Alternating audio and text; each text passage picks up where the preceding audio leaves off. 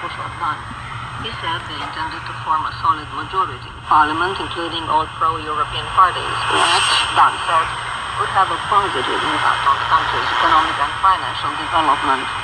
Dan also stressed that participation in the governing act must be seen as a gesture of responsibility by all pro-European parliamentary parties, given that reducing the budget deficit is a priority for the future executive.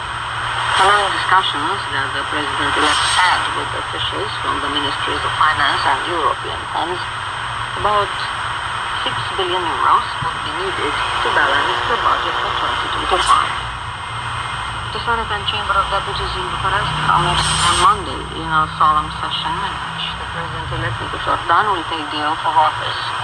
Invited to the plenary session of Parliament are the former presidents of Romania, members of the interim government, of the Constitutional Court, MEPs, the custodian of the Crown of Romania, Margareta, and Prince Radu, representatives of central public institutions, authorities, and institutions under parliamentary control, of European institutions, of religious denominations, as well as ambassadors accredited to Bucharest.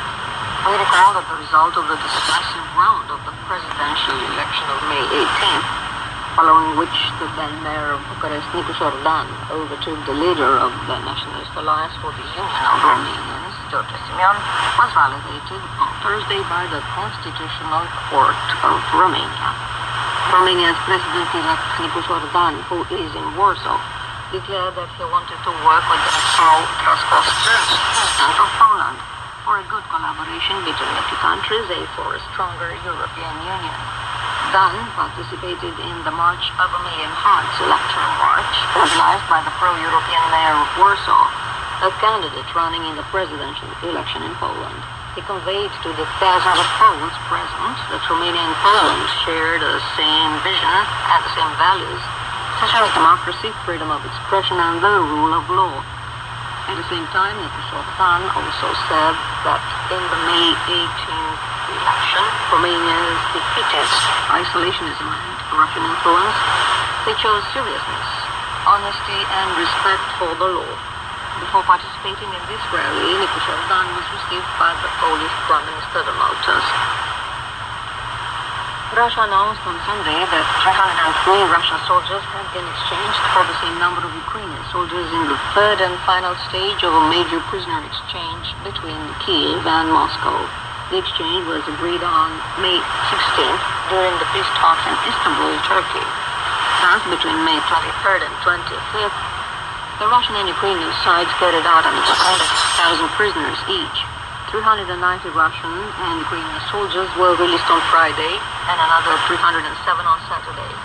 Kiev announced that over 90% of the Ukrainian prisoners of war who returned home were repeatedly tortured. Moreover, on the occasion of other prisoner exchanges, the Ukrainian administration presented images of very weak Ukrainian soldiers with signs of abuse on their bodies. According to international conventions, it is illegal to torture or starve prisoners of war. Romania needs the voice and involvement of Romanians abroad, said the President-elect Nicu on the occasion of the Day of Romanians Abroad. He stated that he assumed the mandate to create bridges between the decisions made in Bucharest and the ideas, desires, and needs of Romanians abroad.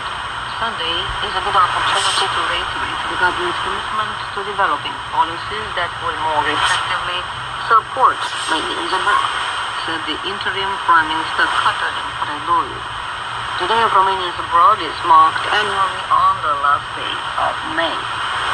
The U.S. Embassy in Bucharest on Sunday marked the anniversary of the operationalization of the Aegis Ashore missile defense system in Romania, informally known as the Deveselu Defense Shield. The diplomatic mission believes that the state-of-the-art system plays a vital role in the missile defense architecture of the North Atlantic Treaty Organization, and that since its activation, it has increased security and deterrence capacity on the eastern flank of the alliance.